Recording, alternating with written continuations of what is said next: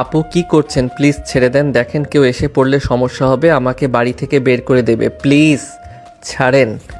আরে না, কেউ আসবে না। আর চুপ থাক, তুই আমাকে আদর করতে দে তো। তোর দিকে সেই প্রথম থেকে আমার নজর আছে, কিন্তু সময় পাচ্ছি না শুধু। আপু কি বলেন আপনি? দেখেন প্লিজ ছেড়ে দেন। দেখেন আপনি যা চাচ্ছেন তা কখনোই সম্ভব নয়। কেন সম্ভব নয়? হ্যাঁ, তুই কি ছেলে মানুষ না মেয়ে মানুষ? নাকি তোর ওইটা নেই? হ্যাঁ, আমার ওইটা নেই আর আমি মেয়ে মানুষ। এখন প্লিজ আমাকে ছেড়ে দেন। দেখেন আঙ্কেল আন্টি যে কোনো সময় এসে পড়তে পারে, এভাবে দেখলে আমাকে তো একদম মেরে ফেলবো। না জান, আমি থাকতে তোমার কোনো ক্ষতি হবে না, আর মিথ্যা কথা বলে কোনো লাভ হবে না। এখন আমাকে আদর করতে দাও। কথাটা বলে নেহা স্বাধীনকে তার কাছে টেনে নিয়ে আসে, শক্ত করে কলার চেপে ধরে ঠোঁটের সঙ্গে ঠোঁট লাগিয়ে দেয়। স্বাধীন আহ আহ বলে চিৎকার দিতে লাগে। নেহার সেই দিকে কোনো ভ্রুক্ষেপই নেই। দেখ বাল, চুপ করবি? আমাকে একটু মন মতো আদর করতে দে তো, না হলে তোর খবর আছে, এই বলে দিলাম। চুপ করে দাঁড়িয়ে থাক। নেহার ধমক খেয়ে স্বাধীন চুপ করে দাঁড়িয়ে থাকে। নেহা স্বাধীনের মাথার পিছনে হাত দিয়ে ঠোঁটে কিস করতে লাগে। স্বাধীন মূর্তির মতো দাঁড়িয়ে থাকে। স্বাধীনে কোনো রেসপন্স না দেখে নেহা ঠোঁটে কামড় দেয়। স্বাধীন আহ বলে ওঠে। নেহা ছেড়ে দেয়, বলে, থাক বাল, রেসপন্স করবি নাকি তুই উষ্টা খাবি? হ্যাঁ, আমি মেয়ে হয়ে এত করছি আর তুই ছেলে হয়ে চুপ করে দাঁড়িয়ে আছিস। দেখ, ভালো হবে না যদি রেসপন্স না দিস। আপু প্লিজ আমাকে ছেড়ে দেন। আঙ্কেল আন্টি আমাকে অনেক বিশ্বাস করে। যদি তারা দেখে আমি আপনার সাথে এসব করেছি তাহলে আমাকে অনেক ভুল বুঝবে। তুই চুপ করবি তুই? আমি বলবো আমার মা বাবাকে, না তুই বলবি? হ্যাঁ, এখন আমাকে আদর করতে দে। আর যদি কোনো বাধা দিস তাহলে তোকে যে কি করব, একদম মিডল স্ট্যাম্প বরাবর লাথি দেব, যেটা দিয়ে কোনো কাজ হবে না। সেটা রেখে কি লাভ? কথাটা বলে নেহা স্বাধীনের কাছে এগিয়ে আসে। কলার টেনে ধরে কিস করতে করতে খাটে দুজন পড়ে যায়। স্বাধীন মাঝেই ব্যথা পায়। নেহার সেই দিকে কোনো খেয়াল নেই। স্বাধীনকে অনবরত কিস করতে লাগে। স্বাধীনকে মাতাল করে দিতে লাগে। এক পর্যায়ে স্বাধীন নিজেকে কন্ট্রোল করতে না পেরে নেহার নিচ থেকে উঠে নেহাকে নিচে শুইয়ে দিয়ে আদর করতে লাগে। নেহা যেন এক অন্য স্বাধীনকে দেখছে। একটু পর আদর করা শেষ হলে নেহার উপর থেকে স্বাধীন উঠে শুয়ে পড়ে ঘন ঘন নিঃশ্বাস ফেলতে লাগে। নেহা স্বাধীনকে শক্ত করে জড়িয়ে ধরে শুয়ে থাকে। স্বাধীনের মাথায় হাত বুলিয়ে দিতে লাগে। স্বাধীনের ধ্যান ফিরে আসলে উঠে দাঁড়ায়। নেহার দিকে চলো চলো দৃষ্টিতে তাকিয়ে বলতে লাগে, আপু কাজটা আপনি মোটেও ঠিক করেননি। এর জন্য আপনাকে দেখবেন একদিন না একদিন ঠিক পস্তাতে হবে। আমাকে নিয়ে তোকে ভাবতে হবে না। আর ভালোই তো না করছিলি, আর পরে তো ছাড়তেই চাচ্ছিলি না। তুমি এখন আবার অভিনয় শুরু করেছো? স্বাধীন কি বলবে যেন ভাষা হারিয়ে ফেলে। উঠে সোজা ওয়াশরুমে চলে যায়। ফ্রেশ হয়ে গোসল করে রুমে এসে দেখে নেহা এখনও ওইভাবে শুয়ে আছে। স্বাধীন দেখে লজ্জা পেয়ে চোখ দুটো হাত দিয়ে বন্ধ করে নেয়। নেহা দেখে হাসতে হাসতে বলে, হাত দিয়ে চোখ বন্ধ করে আর কি করবি? যা দেখার সব তো দেখেই ফেলেছিস। আপু তুমি এখনো ওঠোনি? রুম থেকে যাও বলছি। যত আদর করেছিস ওঠার শক্তিটুকু শরীরে নেই। আমাকে একটু রুমে রেখে আয়, উঠে দাঁড়াতে পারছি না আমি। এইভাবে আগে পোশাক পরে নেন, তারপরে রেখে আসছি। নেহা জামা কাপড় পরে নেয়। স্বাধীন কোলে তুলে নেহার রুমের দিকে নিয়ে যেতে লাগে। নেহা শক্ত করে গলা জড়িয়ে ধরে। স্বাধীনের দিকে তাকিয়ে থাকে। আচমকাই বলে ওঠে, আই লাভ ইউ। মানে কি বলেন আপনি এগুলো? কেন জান, তোমার কানে যাচ্ছে না? বলছি আই লাভ ইউ, আমি তোমাকে অনেক ভালোবাসি। তো এখন কি করতে হবে আমার? আপনাকে আবার আদর করতে হবে? আরিফ, আর না, আর না, এমনিতেই ব্যথা হয়ে আছে, আর পারবো না। বল যে তুই আমাকে ভালোবাসিস। না, আমি আপনাকে ভালোবাসি না। আমার লক্ষ্য প্রেম ভালোবাসাই নেই, নিজেকে প্রতিষ্ঠিত হতে হবে সেই দিকে। সো প্লিজ আপু এই বিষয় নিয়ে কথা বলবেন না আমার সাথে। আপনার পা জড়িয়ে ধরে বলছি। নেহা কিছুই বলে না। স্বাধীনের দিকে অশ্রু নয়নে তাকিয়ে থাকে। নেহাকে রুমে রেখে স্বাধীন তার রুমে এসে বিছানায় চাদর উঠে আরেকটা পেরে নেয়। তারপর পরের টেবিলে গিয়ে পড়তে লাগে। পড়তে পড়তে অনেক সময় হয়ে যায়। হঠাৎ দরজা খোলা শব্দ হয়। স্বাধীন তাকিয়ে দেখে নেহা হাতে দুটা কফির মগ। আপনি না বললেন যে হাঁটতে পারছেন না? এখন তো দেখছি দিব্যি হাঁটাহাঁটি করছেন। আরে না, তখন তো অভিনয় করেছি। তুমি কেমন মনে মনে ভালোবাসো বাট প্রকাশ করো না। এই নাও কফি, বানিয়ে নিয়েছি, খাও। আর সকাল থেকে তো না খেয়ে আছো, রুম থেকে বের হচ্ছ না। কখনোই না। আমি আপনাকে ভালোবাসবো না, আর প্লিজ এই কথা বলবেন না। আঙ্কেল আন্টি শুনলে অনেক সমস্যা হবে। আমাকে বিশ্বাস করে আঙ্কেল থাকতে দিয়েছে। আপনার ছোট বোনকে টিউশনি পড়াই, তাই রেখেছেন। আর আপনি হুট করে এমন শুরু করলেন কেন এসে? না জান, আমি তোমার পিছু ছাড়ছি না। বাবার কাছ থেকে শুনেছি তোমার অনেক বর্ণনা, ভেবেছি যে ছোট হবে হয়তো, কিন্তু এখন দেখি একটা কিউটের ডিব্বা। আর এত হট তা কখনো ভাবতেও পারিনি। ভালোবেসে ফেললাম। কি করব তোমাকে, তোমাকে তো কাছে পেতে, তাই তো একটু অন্য পথ ধরতে হলো আমার। তোমার পিছু তো আর কোনো দিনই কম ঘুরিনি। ধ্যাত, আপনার সাথে কথা বলে কোনো লাভ হবে না। আঙ্কেল আন্টি কোথায়? সকাল থেকে তাদের দেখতে পাচ্ছি না যে। বাসা নেই, গ্রামে গিয়েছে। কি যেন একটা কাজের দায়িত্ব। বাড়ি ফাঁকা পেয়ে তোমার সাথে। ধ্যাত, বাল চুপ করবেন আপনি। আর আমার রুম থেকে জানতো। আর কফি খাই না আমি। কি হলো, এত যত্ন করে তোমার জন্য কফি বানিয়েছি আর তুমি বলছো খাবে না? প্লিজ একবার খেয়ে দেখো, দেখবে মায়ায় পড়ে যাবে। আমিও আগে কফি খেতাম না, বান্ধবী রেখে তো একদিন জোর করে খাওয়ায়, তারপর থেকে অভ্যাসে পরিণত হয়। নেহার জোড়াজোড়িতে স্বাধীন কফির মগটা নিয়ে বই খাতা গুছিয়ে রুম থেকে বের হয়ে সোজা ছাদে চলে আসে। দোলনায় বসে কফি খেতে লাগে। নেহা এসে স্বাধীনের পাশে বসে। স্বাধীন উঠে যাবে, তখনই নেহা স্বাধীনের হাত ধরে বসিয়ে দেয়।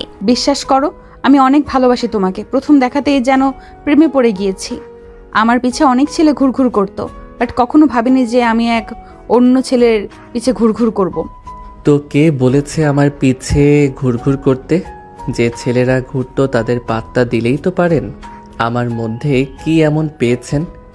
মা বাবা নেই, এতিম আমি। আমার লাইফ নেই, ফিউচারে কি করব তাও জানি না। আর আপনি কি না বলেন ভালোবাসেন? শুধু শুধু মায়া দেখিয়ে কোনো লাভ নেই। বিশ্বাস করো, আমি মায়া না, সত্যিই তোমাকে ভালোবাসি। কি বোবা চাও? হ্যাঁ চলো, তোমাকে বিয়ে করব আজকে আমি। মানে পাগল হয়ে গেছেন নাকি আপনি? হ্যাঁ পাগল হয়ে গিয়েছি। বিশ্বাস করছো না তো ভেবেছো ইউজ করে ছেড়ে দেবো তোমাকে, বাট ওই রকম মেয়ে আমি নই। বিয়ে করব, তখন তো আর অবিশ্বাস করতে পারবে না আমাকে। স্বাধীন চুপ হয়ে যায়, কি বলবে বুঝতে পারে না। কফির মগটা সাইডে রেখে নেহার হাত তার হাত থেকে সরে উঠে দাঁড়ায়। আকাশের দিকে তাকিয়ে দীর্ঘ একটা নিঃশ্বাস ফেলে বলতে লাগে, বিয়ে, তাও আবার পালিয়ে? এটা আমি তো একদমই ঘৃণা করি। কারণ প্রত্যেক দিনে অনেক অনেক ছেলে দেখবেন রাস্তাঘাটে করে পাওয়া যায়, যাদের বয়স 1 থেকে 2 দিন, যাদের অবৈধ বাচ্চা বলা হয়। আমি হয়তোবা তাদের মধ্যেই একজন হব, তাই আমি এগুলোকে অনেক ঘৃণা করি। আর আপনার আর আমার মধ্যে আকাশ আর জমিন ফারাক। যেখানে আঙ্কেল কিনা এই শহরে নামকরা বিজনেসম্যান, আর আমি কিনা বাবা মা পরিচয়হীন ছেলে। তাই বলবো, প্লিজ বাদ দেন, যা হবার হয়েছে। আর যদি সত্যিই আমাকে ভালোবেসে থাকেন তাহলে হাতও জোর করে বলছি, প্লিজ আর বিরক্ত কইরেন না। আপনার বাবার এখানে মাথা গোজার জায়গা পেয়েছি।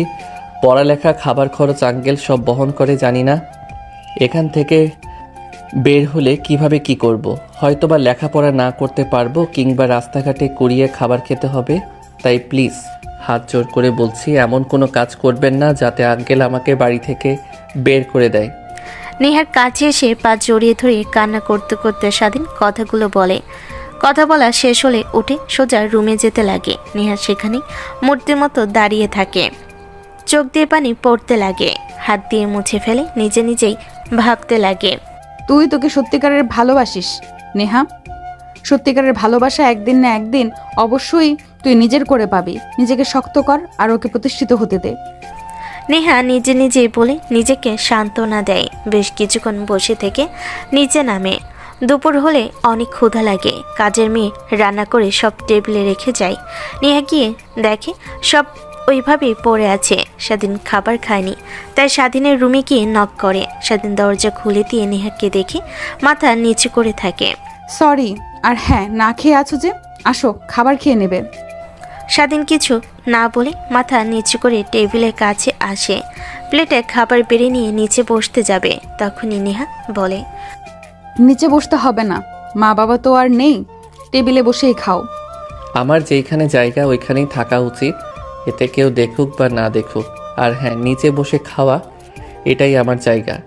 কথাটা বলে স্বাধীন ফ্লোরে বসে খেতে লাগে। নেহা দেখে তার প্লেটে খাবার বেড়ে স্বাধীনের পাশে বসে ফ্লোরে বসে খাবার খেতে লাগে।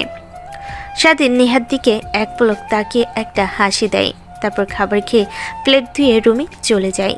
বিকেলের দিকে নেহার মা বাবা বোন বাড়িতে আসে। স্বাধীন রুম থেকে বের হয়ে দেখে বসার রুমে বসে সবাই কথা বলছেন। স্বাধীন পাশ দিয়ে যেতে যাবে, তখনই নেহার বাবা কাছে ডেকে নিয়ে এসে বলে, বাবা শোনো, তুমি তো বেশ কিছুদিন ধরে আমাদের বাড়িতে আসছো আমার ছেলের মতোই। আমি তোমাকে কখনো আমার বাড়ির কাজের ছেলে কিংবা আমার ছোট মেয়ের টিউশনি স্যার হিসাবে দেখিনি। হ্যাঁ আঙ্কেল, আমি তার জন্য আপনাদের উপরে চিরকৃতজ্ঞ। আপনাদের ঋণ কখনো শোধ করার মতো নয়। রাস্তা থেকে উঠিয়ে নিজের বাড়িতে এনে ছেলের মতো লালন পালন করছেন। হ্যাঁ তা ঠিক, বাদ দাও সেই বিষয়। আর আগামীকাল আমাদের বাড়িতে বড়সড় পার্টির আয়োজন করতে যাচ্ছি। আমাদের কোম্পানি 3 ধাপ এগিয়ে বাংলাদেশের টপ 5-এর জায়গা দখল করেছে। সেই আনন্দে অফিসের সবাই মিলে একটু আনন্দ করতে চাচ্ছি। তাই আর কি, আর তোমাকে এর দায়িত্ব নিতে হবে। এই অল্প সময়ে কাকে কি দায়িত্ব দেব, তোমাকেই কাছে পেলাম তাই বললাম। কি যে বলেন না আঙ্কেল, কি মনে করব? আমি আমার মন দিয়ে কাজ করব। তাহলে চিন্তামুক্ত হতে পারলাম। আমি ম্যানেজারকে বলে দেব, ম্যানেজার তোমার সাথে সব জায়গায় যাবে। তারপর স্বাধীন সেখান থেকে চলে আসি সোজা বাহিরে, বের হয়ে রাস্তা দিয়ে হাঁটতে লাগে। অন্যদিকে নেহার বাবা, শুনমা, এই পার্টি দেওয়ার একটা কারণ আছে। আমার ওপরে যে বিজনেস ফ্রেন্ড আছে, ওর একটা ছেলে আছে অনেক সুন্দর, তাই ওদের ইনভাইট করেছি পুরো পরিবারকে। যদি কোনোভাবে তোদের ওকে পছন্দ হয়ে যায় তাহলে তো কোনো কথাই নেই। বাবা দেখো, তুমি যা ভাবছো তা একদমই ভুল। আমি তো তোমাদের আগেও বলেছি, আমি বিয়ে করলে গরিব ঘরের ছেলেকেই বিয়ে করব। আর আমি তোমার কোম্পানি দেখাশোনা করব। আর দেখবে তোমার কোম্পানি একদিন আমি বাংলাদেশের নাম্বার 1-এ নিয়ে যাব। শুধু শুধু অন্যকে দেখে লোভ করতে হবে না। দেখ না, যা করছি আমরা তোদের ভালোর জন্যই করছি। এখন এত কথা না বলে যা রুমে যা। আর ভার্সিটিতে যাবি না? অনেক দিন তো হলো এসেছিস। নেহা রেগে উঠে রুমে চলে যায়। কেন যেন স্বাধীনের উপর রাগ হতে লাগে অনেক। ভাবে রাত হলে খবর আছে, ও এসব ভাবতে লাগে। বেলকনিতে গিয়ে দাঁড়িয়ে সন্ধ্যা হয়। নেহা ফোন সাইডে রেখে রাস্তার দিকে তাকাতে দেখে স্বাধীন একটা রিকশায়, আর পাশে আরেকটা মেয়ে। নেহার রাগ হতে লাগে। রিকশা থেকে নেমে মেয়েটার সঙ্গে কথা বলে বাসায় প্রবেশ করে। নেহার রেগে মাথা দিয়ে আগুন বের হতে লাগে। অন্যদিকে স্বাধীন রাস্তা দিয়ে ঘুরছিল, তখনই কলেজের ফ্রেন্ডের সঙ্গে দেখা। সঙ্গে কিছুক্ষণ আড্ডা দিয়ে বাসে ফিরে সোজা তার রুমে চলে যায়। ফ্রেশ হয়ে নেহার ছোট বোনকে গিয়ে পড়াতে লাগে। তখনই নেহা রুমে আসে। তারপর নেহা তার ছোট বোনকে বলতে লাগে, স্নেহা যা তো, মা তোকে ডাকছে কি যেন একটা কাজে। কি বড় আপু? মাই তো আমাকে কিচেন রুম থেকে পাঠিয়ে দিল, বলল যা গিয়ে পড়তে বস স্যারের কাছে। আচ্ছা স্যার, আপনি একটু দাঁড়ান, আমি শুনে আসি। স্নেহা দৌড়ে রুম থেকে চলে যায়। স্বাধীন বলতে গিয়েও নেহা মুখ চেপে ধরে। নেহার হাত মুখ থেকে সরিয়ে স্বাধীন বলে, স্নেহাকে মিথ্যা বলে কেন আন্টির কাছে পাঠিয়ে দিলেন? ও যদি গিয়ে বলে আর আন্টি যদি না করে, তখন আন্টি তো আমাদের নিয়ে উল্টাপাল্টা ভাববে। যা ভাবার ভাবুক গিয়ে, আমার তাতে কোনো মাথা ব্যথা নেই। আর রাতে রুমের দরজা যেন না লাগিয়ে ঘুমোস, খুলে রাখিস আর জেগে থাকিস। আমি কিন্তু রাতে আসবো। আপু প্লিজ বোঝার চেষ্টা করেন। এখন তো শারম্যান নামে এসেছে, যদি আমাকে আর আপনাকে এক রুমে দেখে তাহলে আমাকে তো মেরেই ফেলবে। কিছুই হবে না, যা করতে বলেছি তাই করবি। আর যদি দরজা লাগিয়ে ঘুমাস তখন তোকে যে কি করব তার বললাম না। নেহার কথা শুনে স্বাধীন শুকনো ঢোক গেলে নেহা স্বাধীনের ভয় পাওয়া মুখ দেখে হাসতে হাসতে চলে যায়। বেশ কিছুক্ষণ পর স্নেহা ফিরে আসে। দেখেছেন স্যার, আমার বড় আপু আমার আপুকে বলছে মা পেয়ে ছেলেদেরকে উল্টো সে এসে আমাকে পাঠিয়ে দিল কাজ করতে। কোনো কাজ পারে না, শুধু শুধু বাবা খাইয়ে পড়িয়ে বড় করেছে। বিয়ে দিয়ে শ্বশুরবাড়ি পাঠালেই আমি বাঁচি। বড় আপুকে কেউ এইভাবে বকা দেয়? পাগল মেয়ে, পড়ো তুমি মনোযোগ দিয়ে। আর তুমি তো অনেক ভালো, সব কাজ পারো। হ্যাঁ ভাইয়া, সব কাজ পারি না, টুকটাক কিছু কাজ পারি। আর মার কাছ থেকে শিখে রাখছি, আপুর মতন যেন শ্বশুরবাড়ি গিয়ে অনেক কথা শুনতে না হয় আমার। পিচ্চি মেয়ে, এইটুকু মেয়ে হয়ে বিয়ে নিয়ে চিন্তা করছে ভাবা যায়? স্যার, ও স্যার, এভাবে কি এত করে ডাকছি শুনতে পান না? স্বাধীন ধ্যান ফিরে পেয়ে নেহার ছোট বোনকে পড়াতে লাগে। পড়াতে পড়াতে অনেক রাত হয়ে যায়। তারপর স্বাধীন নেহার ছোট বোনের রুম থেকে বের হয়ে তার রুমে চলে যায়। নিচে আসে খাবার খাওয়ার জন্য। দেখে নেহার বাবা মা সবাই বসে টিভি দেখছে। স্বাধীনকে দেখতে পেয়ে নেহার বাবা বলতে লাগে, স্বাধীন, তোমার কাজ কতটুকু এগিয়েছে? আগামী কালকে কিন্তু হাতে একদম সময় নেই। আঙ্কেল, আপনি একদমই কোনো চিন্তা করবেন না, আমি সব কিছু ঠিক করে এসেছি। কালকে সময় মতো সবাই চলে আসবে। ও আচ্ছা, আরও অনেক অনেক ধন্যবাদ। অনেক বড় বড় লোকেরা আসবে, বুঝতেই তো পারছো। সবাইকে ইনভাইট করা শেষ। যদি দেখে আমরা বাড়িটা নিস্তব্ধ হয়ে আছে, তাহলে তো আমার সবার সামনে নাক কাটা যাবে। কোনো চিন্তাই করবেন না আঙ্কেল, দেখবেন অনেক সুন্দর আর ভালো হবে। নেহার বাবার সঙ্গে আরও বেশ কিছুক্ষণ স্বাধীন কথা বলে তারপর খাবার টেবিলে এসে খাবার বেড়ে খানিকটা সাইডে গিয়ে ফ্লোরে বসে খাবার খেতে লাগে। নেহার দেখে অনেক খারাপ লাগে। নেহা বলতে লাগে, বাবা, স্বাধীন তো আমাদের বাড়ির একজনই, ও তো অনেক দিন হলো থাকছে। আমরা সবাই টেবিলে বসে খাবার খাই আর ও মাটিতে বসে খায়, কেমন দেখায় না? আরে না বলিস না, আমি আর তোর মা অনেক বলেছি, কিন্তু কোনো কথাই শোনে না। বলে আমার নাকি মেম সাহেবের সাথে সঙ্গে এক টেবিলে বসে খেতে নেই, আরও অনেক অনেক কথা। তাই আর এখন কিছু বলিনি। ওর মনে যা চাই তাই করুক। আর হ্যাঁ, তোকে কি বলেছে মনে আছে তো? সেইভাবেই কাজ করবি। নেহার রাগ হয়ে যায়। তার বাবার বলা শেষের কথাগুলো শুনে খাবার শেষ না করেই হাত ধুয়ে উঠে রুমে চলে যায়। সাথে নেহার মা বাবা নেহাকে যেতে দেখতে লাগে। নেহার মা বলে, মেয়েটা খাবার খেতে আসলেই তোমার যত সব উল্টাপাল্টা কথা বলা শুরু করো। ওকে তো ছোট থেকে দেখছি, তাহলে কেন এত বিরক্ত করছো? বললোই যে একবার বিয়ে করবে না, এখন তো বাদ দাও। ও আমার মেয়ে, আমি চাই আমার মেয়ে সুখে থাক। তাই বাবা হিসেবে আমার একটা কর্তব্য আছে, ভালো ছেলের হাতে মেয়ের হাত উঠিয়ে দেওয়া। আর আমি খোঁজ নিয়ে দেখেছি ছেলেটা অনেক ভালো, বিদেশ থেকে লেখাপড়া করে আসছে। কী হবে, সাংস্কৃতিক দিক দিয়েও একদম আমাদের দেশের ছেলেদের মতো।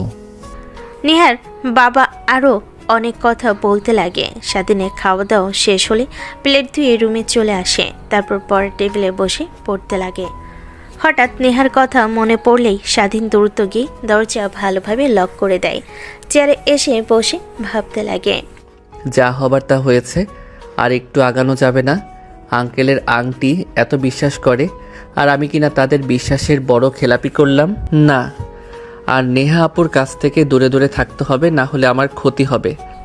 স্বাধীন কথাটা ভাবতে লাগে। একটু পর মনোযোগ দিয়ে পড়তে লাগে। রাত যত গভীর হতে লাগে স্বাধীনেরও ভয় হতে লাগে। নেহা যা যা বলে তা যদি সত্যি করে, রাতে আসে তার দরজা তো লক করা, আর যদি এমন দেখে কালকে যদি আবার কিছু করে, এসবই ভাবতে লাগে। পরেই মন বসে না। ঘড়ি কাটে 12টা বাজতে দরজায় নক করার শব্দ হয়। স্বাধীন ভয় পেয়ে যায়। অনবরত নক করতেই লাগে। স্বাধীন দরজা খুলে দেয় না। একটু পর নেহা চলে যায়। স্বাধীন স্বস্তির নিঃশ্বাস ফেলে। হঠাৎ করে খট করে দরজা খোলার শব্দ হয়। স্বাধীন পিছে তাকিয়ে দেখে নেহা দাঁড়িয়ে আছে রাগী দৃষ্টিতে তাকিয়ে। আপু, তুমি এত রাতে আমার রুমে? তখন তোকে কি বলেছি, কথা কানে যায়নি? রাতে আসবো তোর রুমে, কথা আছে। দরজা যেন লক না করিস। আর তুই কি না উল্টো দরজা লক করে রেখেছিস? এতবার এসে দরজা করা নাড়লাম, খুললি না। চাবি দিয়ে দরজা খুলে আসতে হলো। আপু প্লিজ, সরি, ক্ষমা করে দাও। আমি ভেবেছিলাম তুমি এমনিতেই ফান করেছো। ফান করছি না, রিয়েলিটি করেছি। দাঁড়া, তোকে দেখাচ্ছি। কথাটা বলে নেহা পিছে গিয়ে দরজাটা লাগিয়ে দেয়। স্বাধীন চেয়ার থেকে উঠে পড়ে। নেহা ধীরে ধীরে স্বাধীনের দিকে এগিয়ে যেতে লাগে। আপু, তখন ছাদে তোমাকে সব বুঝিয়ে বললাম, তারপরেও তুমি আমার দিকে এভাবে এগিয়ে আসছো কেন? প্লিজ আমাকে যেতে দাও। আর এত রাতে রুমে এসেছো, যদি আঙ্কেল আন্টি বা কেউ দেখে তখন কি হবে আমার আর তোমার, বুঝতে পারছো? তোমাকে আঙ্কেল কিছুই করবে না, বকা দিবে, বাট আমাকে একদম মেরে ফেলবে। তুমি কি চাও তোমার জন্য আমি মারা যাই? না, তা চাই না। আমি থাকতে তোর গায়ে কেউ ফুলের টোকাও দিতে পারবে না, এতটুকু বিশ্বাস রাখতে পারিস। আর তখন সব বুঝতে পারছিলাম, ভেবেছিলাম তুই রিলেশন করতে চাস না। ঠিক তো রিলেশন করিস, গার্লফ্রেন্ডকে নিয়ে ঘুরোঘুরি করিস, আর আমি ভালোবাসলেই দোষ। আমি তোর মালিকের মেয়ে বলে কি আমি তোকে ভালোবাসতে পারি না, নাকি আমি দেখতে সুন্দর না? আমার ফিগার কি হট না? তাহলে সকালে সব করেছিস, মজা পাসনি? দেখিসনি আমি ভার্জিন? আপু তুমি চুপ করবে? দেখো আমি ওইসব কখন বলছি? আর গার্লফ্রেন্ড মানে আমার কোনো গার্লফ্রেন্ড নেই। দেখ, একদমই আমার সাথে আর তুই মিথ্যা কথা বলবি না। তখন বিকেলে দেখলাম একটা মেয়ের সঙ্গে রিকশায় চাপাচাপি করে আসছিস, আবার হেসে হেসে কথা বলছিস, আমাদের বাড়ির সামনে নামলি, মেয়েটাকে আবার অনেকক্ষণ কথা বলে বাসায় ফিরলি। এর দ্বারা কি বোঝায়? হ্যাঁ, আর আমি তোকে ভালোবাসি, পিছে পিছে ঘুরছি, কিন্তু তুই পাত্তাও দিচ্ছিস না। বুঝতে পারছি তোকে কিভাবে রাজি করাতে হবে। দেখো এটা তো আমার ফ্রেন্ড ছিল, তুমি উল্টাপাল্টা ভাবছো। আর সরো আমার সামনে থেকে, আর রুম থেকে যাও তো। দেখো আঙ্কেল আন্টি দেখলে সমস্যা হবে। বুঝতে পারছো না তারা আমাকে এত বিশ্বাস করে? এত চুপ করবি তুই? একটা কথা বারবারই বলেই চলেছিস। কথাটা বলেই নেহা তার উপর থেকে শাড়ির আঁচল ফেলে দেয়। স্বাধীন বড় বড় করে তাকিয়ে থাকে। একটু পর চোখ বন্ধ করে নেয়। নেহা হাসতে লাগে। হয়েছে, তোকে আর তো অভিনয় করতে হবে না, এখন আয়। স্বাধীন নেহার হাত থেকে ছাড়া পায়, খানিকটা দূরে গিয়ে দাঁড়ায়। নেহা হাসতে হাসতে স্বাধীনের কাছে গিয়ে শার্টের বোতাম খুলতে যাবে, অমনি স্বাধীন নেহার গালে থাপ্পড় লাগিয়ে দেয়। নেহা অবাক হয়ে হাত দিয়ে গাল চেপে ধরে স্বাধীনের দিকে তাকায়। কি শুরু করেছেন আপনি? হ্যাঁ, আমি বলছি ভালোবাসি না, তারপরও বারবার পিছে পিছে ঘুরছেন আর নিজের দিকে একবার তাকিয়েছেন। বুড়ি একটা মেয়ে নিজের থেকে সিনিয়র ছেলের পিছে ঘুরে লজ্জা করে না? স্বাধীন এই কথা শুনে নেহা হতভম্ব হয়ে যায়। নিস্তব্ধ পুরো রুমটা। স্বাধীন নিজের ভুল বুঝতে পারে। নেহা ওইখানে এখনো দাঁড়িয়ে মূর্তির মতো। তাই নেহার কাছে এগিয়ে গিয়ে নেহার পা ধরে বলতে লাগে, আপু প্লিজ ক্ষমা করে দেন, আমি আপনাকে থাপ্পড় দিতে চাইনি, কিন্তু কিভাবে কি হলো সরি। আর আঙ্কেল আপনাকে তার বন্ধুর ছেলের সঙ্গে বিয়ে দিতে চাই। প্রত্যেক পাপাই চায় তার মেয়ে সুখে থাক, আর আমার তো নিজেরই থাকার জায়গা নেই। সরি। আর হ্যাঁ, আমি বোঝাতে ব্যর্থ যে তোকে কত ভালোবাসি আমি, কিন্তু একটা কথা মনে রাখবি, এই জীবনে কখনো আর কোনো ছেলে স্পর্শ করবে না আমাকে। তোর জন্য মৃত্যুর আগ পর্যন্ত অপেক্ষা করে যাব। কথাটা বলে নেহা দরজা খুলে কান্না করতে করতে রুম থেকে বেরিয়ে যায়। স্বাধীন নেহাকে বলতে যাবে, তার আগেই চলে যায়। অন্যদিকে নেহার মা ওয়াশরুমে দাঁড়িয়ে সব দেখে। রাতে পানি পিপাসা লাগাই নিচে নেমে বসার রুমে আসে। তখন মেয়েকে স্বাধীনের রুম থেকে কান্না করতে করতে চলে যেতে দেখে অনেকটা অবাক হয়। চুপি চুপি নেহার মা সেখান থেকে রুমে চলে যায়। স্বাধীন গিয়ে এদিক ওদিক তাকে দরজা আটকে দেয়। পরের দিন সকালবেলা স্বাধীন ঘুম থেকে উঠে পুরো বাড়িটা দেখে নেয়, কোথায় কি করতে হবে। তারপর লোকেদের ফোন দিয়ে তারা চলে আসে। সবাই কাজ করতে লাগে, স্বাধীন দেখিয়ে দিতে লাগে। হঠাৎ নেহার রুমের দিকে নজর গেলে দেখে নেহা বেলকনিতে দাঁড়িয়ে কফি খাচ্ছে আর তার দিকে তাকিয়ে আছে। স্বাধীন সেখানে আর না থেকে সবাইকে কাজ বুঝিয়ে দিয়ে রুমে চলে আসে। অন্যদিকে নেহা স্বাধীনকে দেখে মনে মনে ভাবতে লাগে, আমি তোকে দেখে নেব, আমার থেকে লুকিয়ে লুকিয়ে অন্য মেয়েদেরকে ভালোবাসা, এর পরিণতি যে তোকে কিভাবে দিতে হবে তা একমাত্র আল্লাহ পাক জানে। কথাটা বলেই কফি শেষ করে নিচে আসে মগ রাখতে।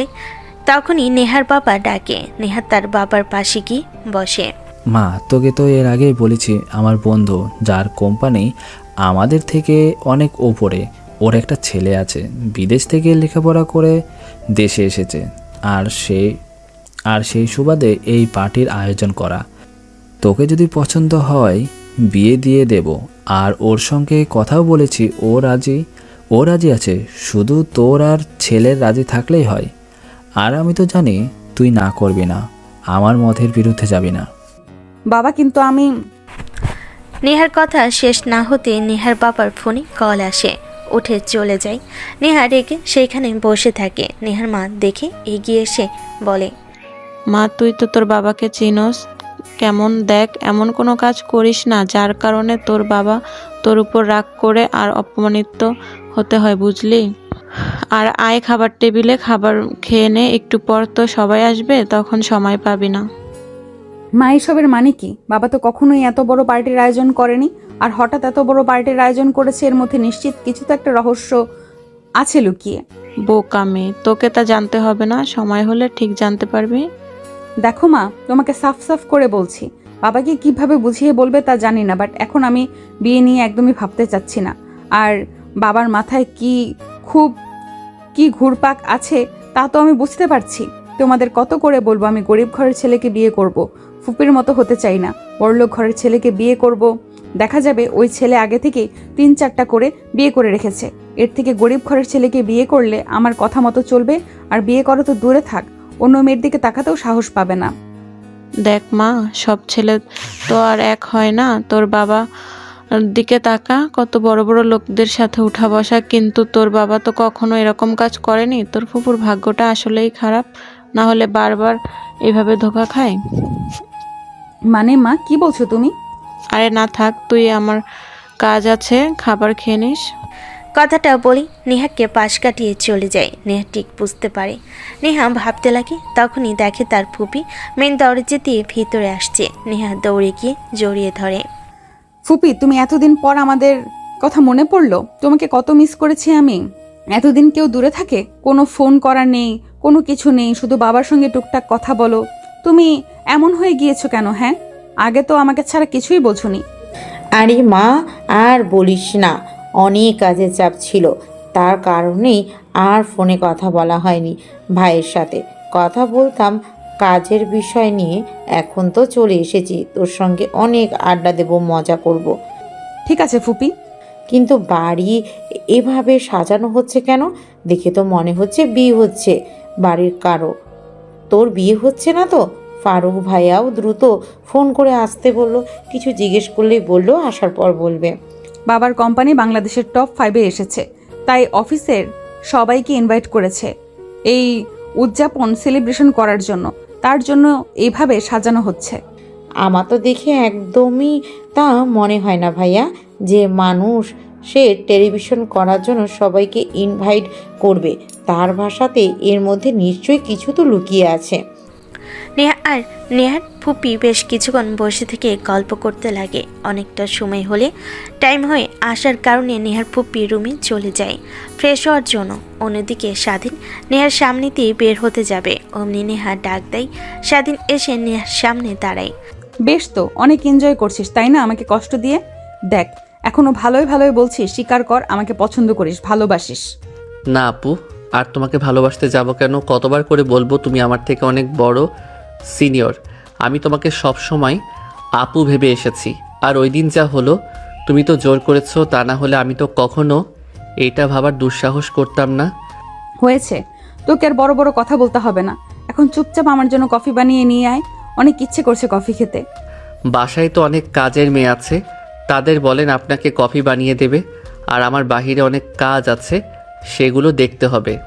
তোর কোনো কাজ নেই, আমি যা করতে বলেছি তাই কর। অনেক ভালো ব্যবহার করেছি, এখন দেখবি আমার আসল রূপ।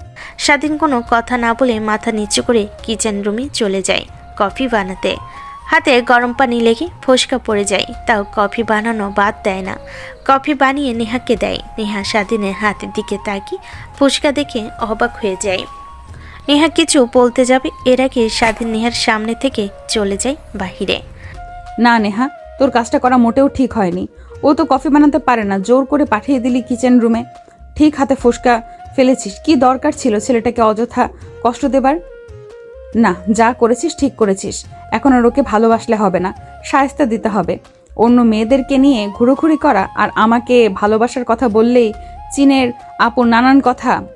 বিবি করে নেহা কথা বলতে লাগে। তখনই নেহার ফুপি এসে পাশে বসে।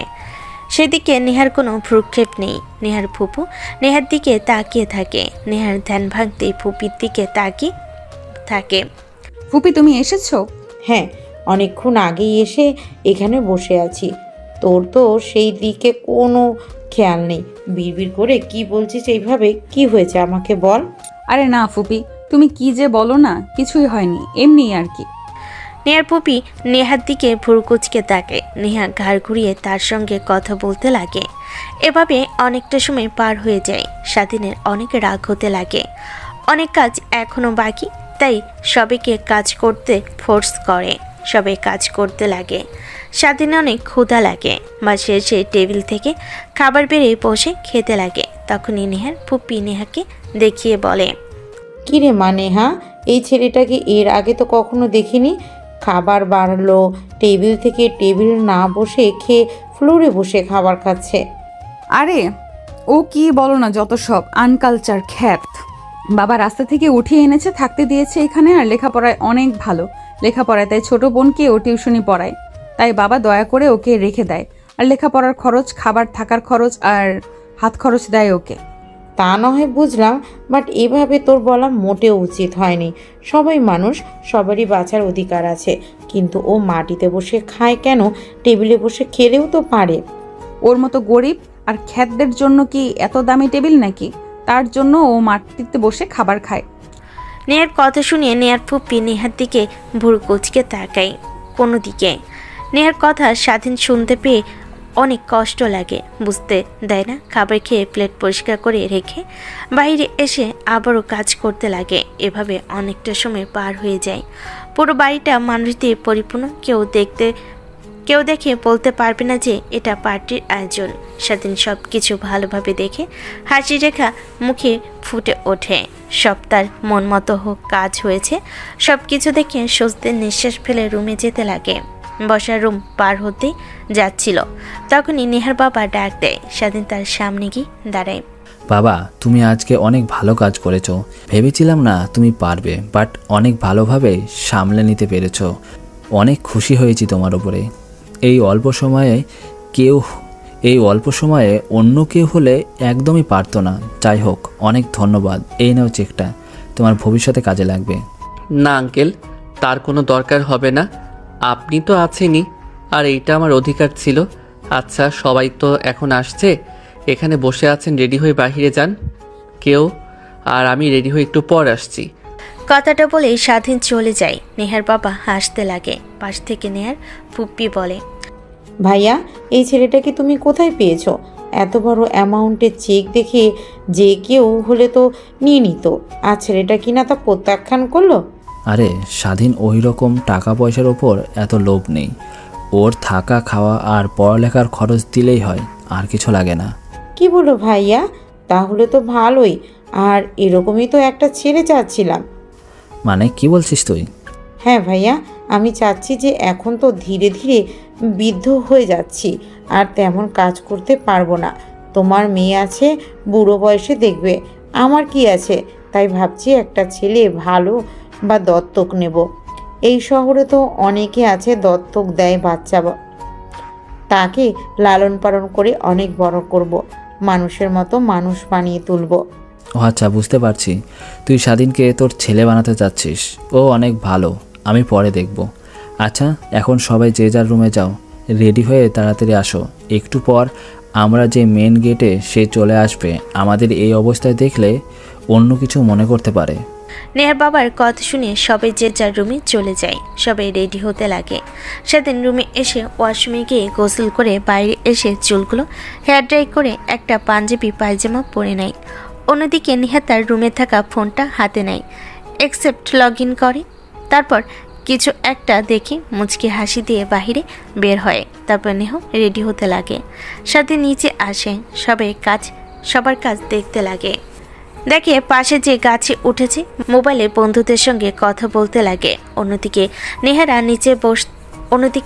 নিচে আসতেই সবাই হা হয়ে তাকিয়ে থাকে, যেন তারা এক ভিন্ন জগতের পরীকে দেখছে। সেদিন সবার চিল্লাপাল্লা শুনে সেদিকে এগিয়ে যায়। নেহাকে দেখে সে ক্রাশ খায়, কিন্তু নিজের মধ্যে তা দমিয়ে ফেলে। হ্যালো এভরিবডি, আপনাদের এখানে ইনভাইট করে আনা হয়েছে আজকে একটা বিশেষ কারণে। তাই একটু পর আপনারা জানতে পারবেন। আর আপনাদের কাছ থেকে মূল্যবান সময়টা পাওয়ার জন্য আমি অনেক ভাগ্যবান মনে করছি। সো সবাই এনজয় করুন, আনন্দ করেন। আমাদের মেন শোটা খুব শীঘ্রই শুরু হবে, আর ততক্ষণে শিল্পীদের গান শুনুন। নেহার বাবা নেমে পড়ে। নেহা তার ফুপিমণিকে নিয়ে বসে থাকে।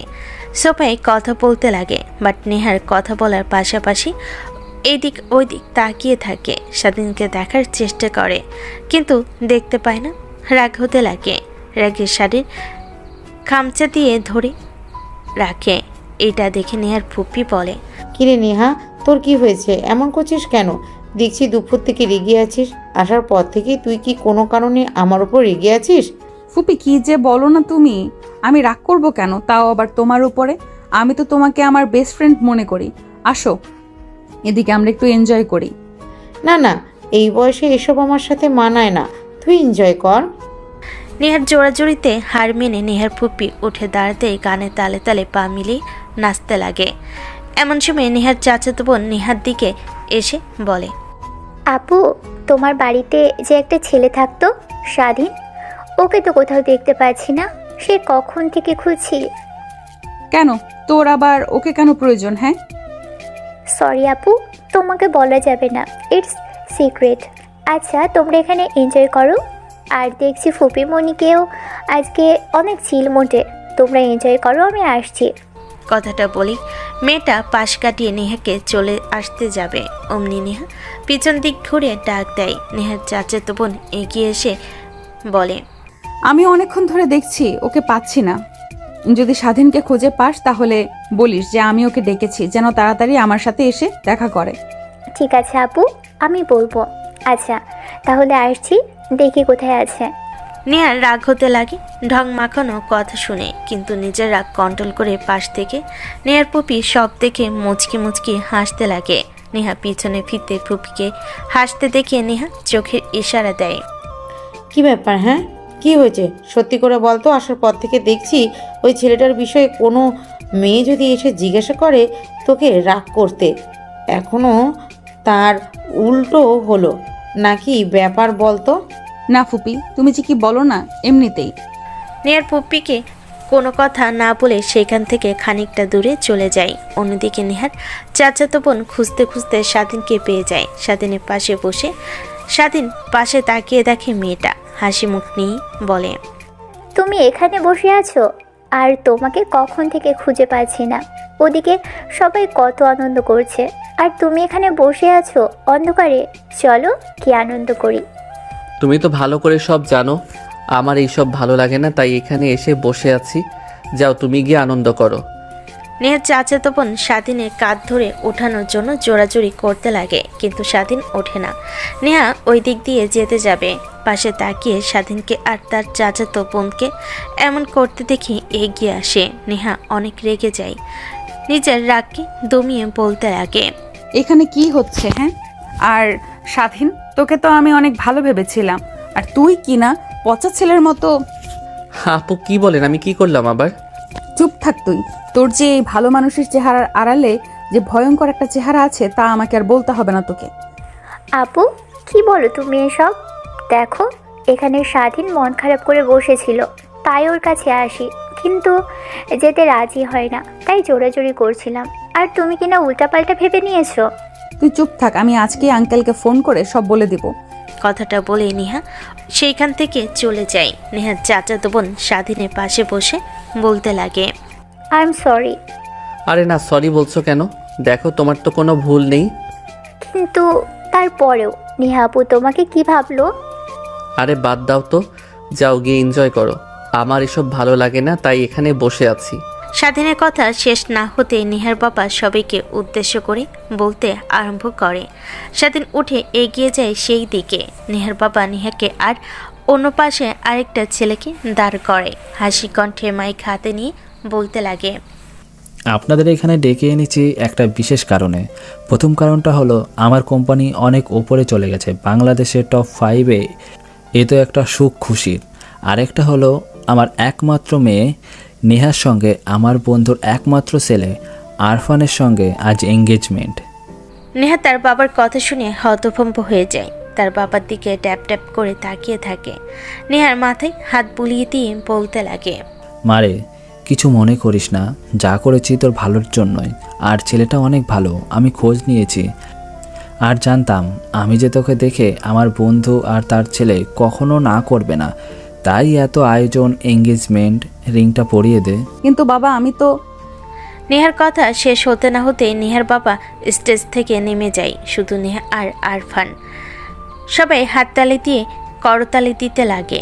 আরফান এঙ্গেজমেন্ট রিং বের করে নেহার হাতে পরিয়ে দেয়। নেহা মানুষের ভিড়ে স্বাধীনের দিকে তাকায়, দেখে অশ্রুনয়ন দৃষ্টি। তার নেহার খারাপ লাগে। তখনই একটু আগে ঘটে যাওয়া কথা মনে হতেই রেগে রিংটা আরফান খানের হাতে পুড়িয়ে দেয়। সবাই হাত দিয়ে করতালি দিতে লাগে, সবাই আনন্দ করতে লাগে, ড্রিঙ্কস করতে লাগে। এভাবে অনেকটা সময় পার হয়ে যায়। নেহার পুপি অতিরিক্ত ড্রিঙ্কস করে নিজেকে সামলাতে পারে না। স্বাধীন গিয়ে ধরে ফেলে, রুমে নিয়ে যেতে লাগে। তখনই নেহার ফুপি বলতে লাগে, এই ছেলে, তুমি কে? তোমাকে ওর মতো দেখতে লাগে কেন? তোমার মা বাবাকে আবার লক্ষ্য করে দেখেছি, তোমার কাঁধে জন্মদাগ, ঠিক আমার ছেলের মতো। মানে কি বলছেন আপনি? হ্যাঁ, একদম তোমাকে দেখতে আমার স্বামীর মতো লাগে। আর আমাদের ছেলেও হয়েছিল, কিন্তু আমাদের বিয়ের কথা কেউ জানতো না। তাই আমার ছেলে হওয়ার পর ওই খারাপ লোকটা তাকে কোথায় ফেলে দিয়ে আসে, পরে খুঁজে আর পাই না। ও আচ্ছা, না আমার বাবা মা বেঁচে আছে পৃথিবীতে।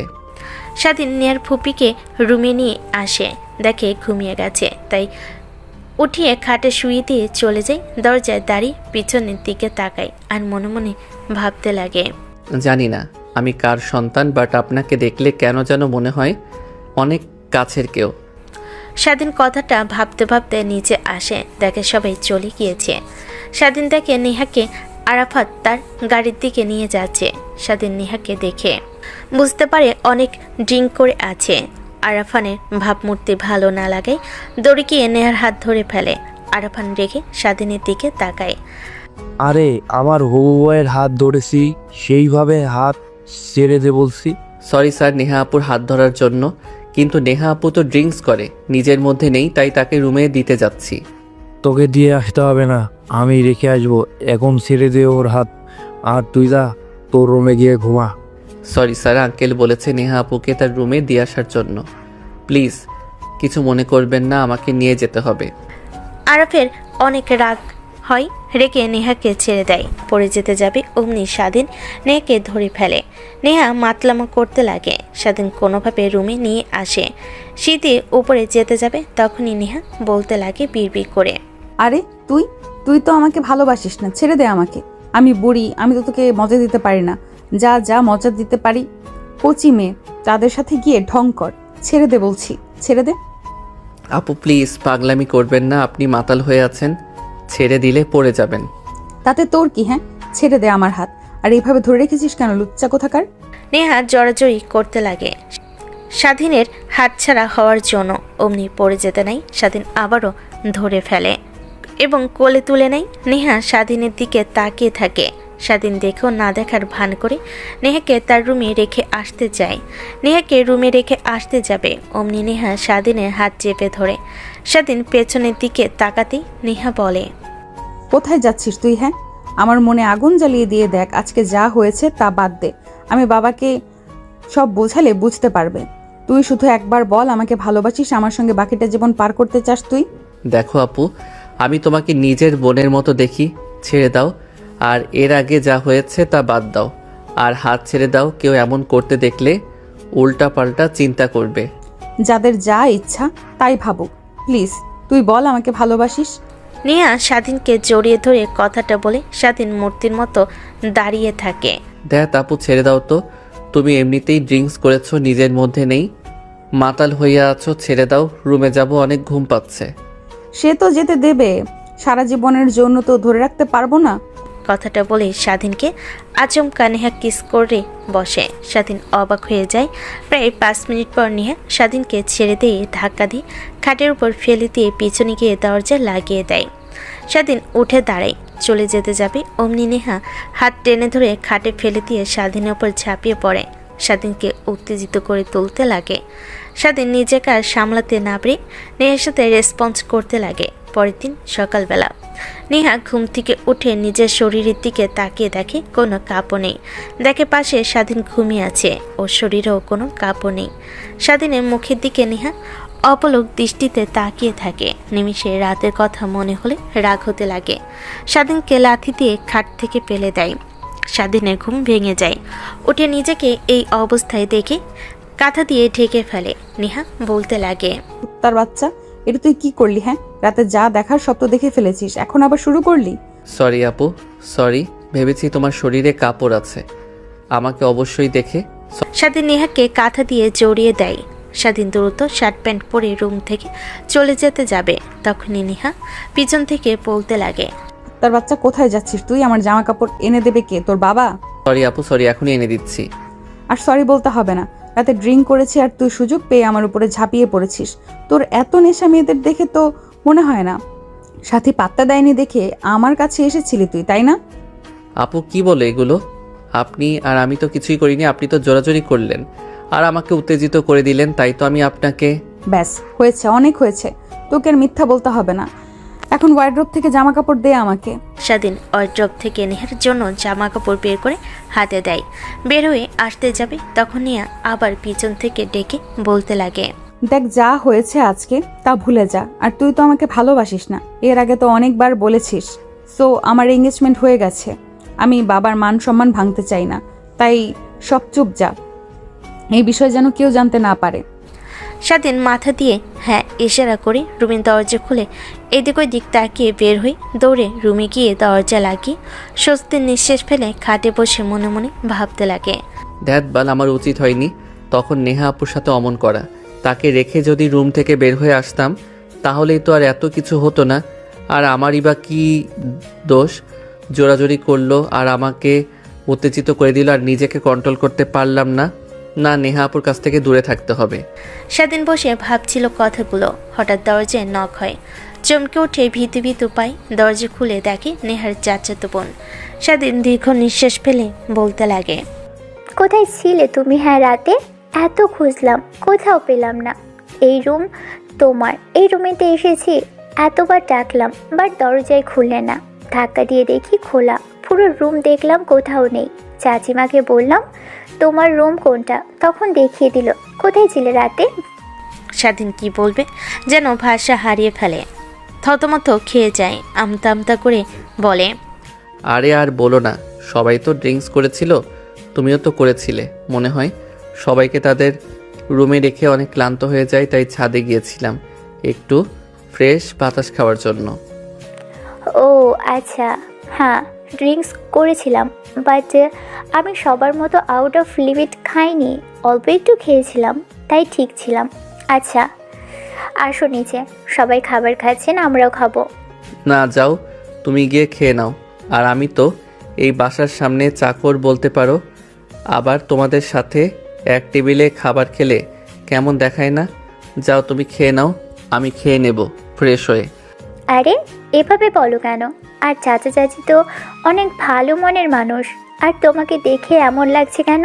মনে হয়েছে গালে কেউ কিস করেছে। লাল লাল দাগ, আবার ঘাড়েও লাল লাল দাগ। নেহার চাচাতো বোনের কথা শুনে স্বাধীন ভয় পেয়ে যায়।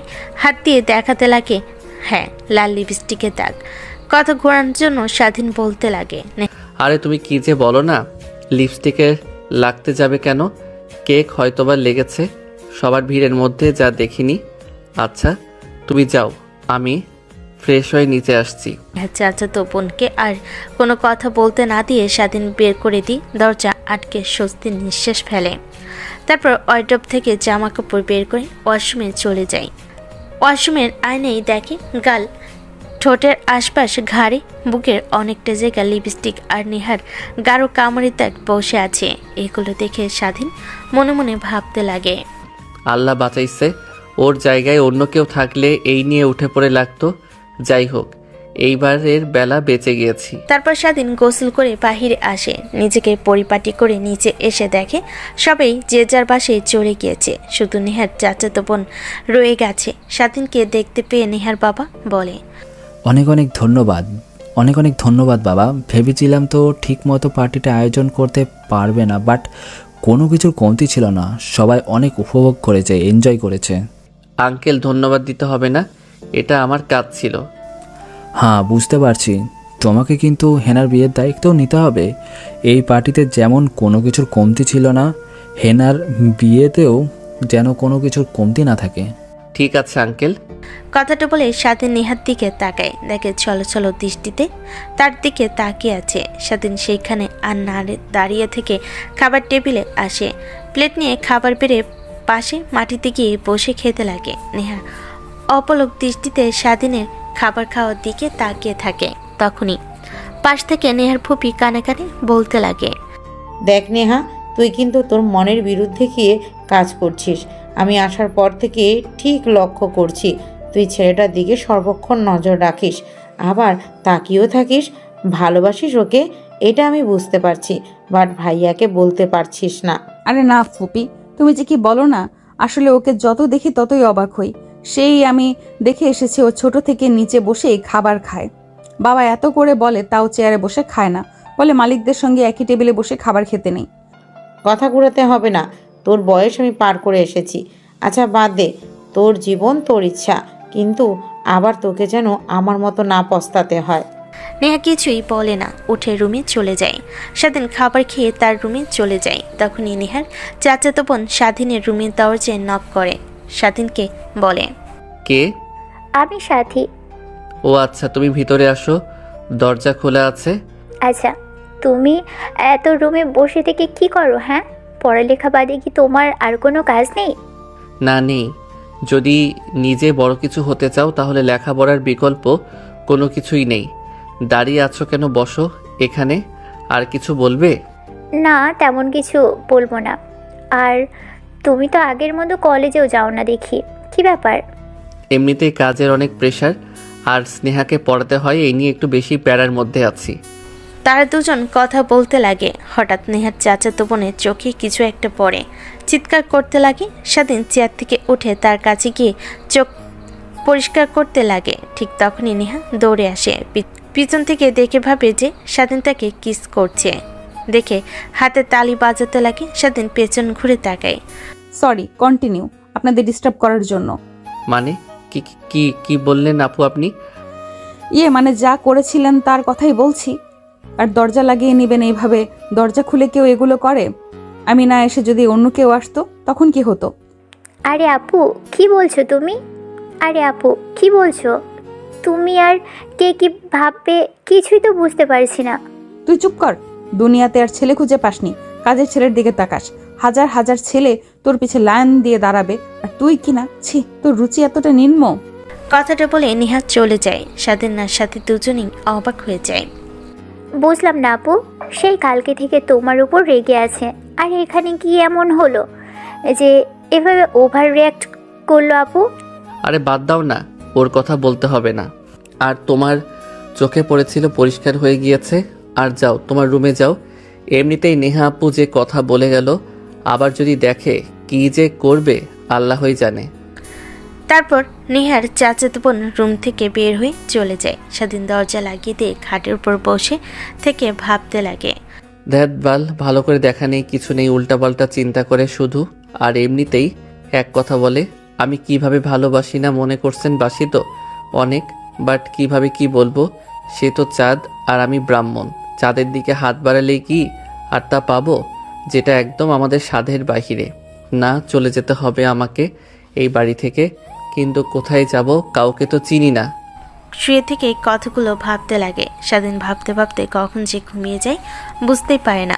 3 মাস পর। স্বাধীন, হাতে কিন্তু আর বেশি সময় নেই, মাত্র 7 দিন আছে। আর এই 7 দিনে সব কিছু রেডি করতে হবে। আমার একমাত্র মেয়ের বিয়ে বলে কথা। আঙ্কেল, তা নিয়ে আপনি কোনো চিন্তাই করবেন না, আমি মন দিয়ে সব কাজ করব। আমি জানি তোমার উপরে এতটুকু বিশ্বাস আছে। আচ্ছা, একটু পর আরাফ ফোন করবে, আর ওর পরিবারের অনেকে আসবে নেহাকে নিয়ে। ওরা মার্কেট করতে যাবে, তাই তুমিও সাথে যেও। ঠিক আছে আঙ্কেল। স্বাধীন আর না দাঁড়িয়ে বাহিরে আসে। কেন যেন অনেক খারাপ লাগে, তাই পুকুর পাড়ে গিয়ে বেঞ্চিতে বসে পানির দিকে তাকিয়ে থাকে। অন্যদিকে নেহার নজর যে তার দিকে আছে খেয়াল করেনি। বেশ কিছুক্ষণ বসে থাকে। তখনই ফোনে রিং হতে লাগে। দেখে নেহার পাপা রিসিভ করতেই ওপাশ থেকে বলে, বাবা কোথায় তুমি? আসো, হেনাকে নিয়ে শপিং মলে যাও, ওরা সবাই গিয়েছে, হেনার জন্য অপেক্ষা করছে। ঠিক আছে আঙ্কেল, আমি আসছি এখনই। স্বাধীন ফোন রেখে দিয়ে দৌড়ে বসার রুমে আসে। দেখে নেহার বাবা মা দুজনেই বসে কথা বলছে। ঠিক তখনই নেহা সুন্দর করে সেজে নিচে নামে। স্বাধীন তাকিয়ে যেন চোখ সরাতে পারছে না। এইভাবে তাকিয়ে কি দেখছিস? না মানেই যে আপু। হয়েছে, তোকে আর মানে করতে হবে না। ঠিক বুঝতে পারছি আমি। এখন আমার জন্য অপেক্ষা করছে আমার হবু বর আর সবাই। স্বাধীনে কেন যেন অনেক খারাপ লাগে, বলতে ইচ্ছে করে, বিয়ে করেন না আপু, আমি তো আপনাকে ভালোবাসি, আর আপনাকে ছাড়া বাঁচব না। কিন্তু তাও বলার সাধ্য তো তার নেই।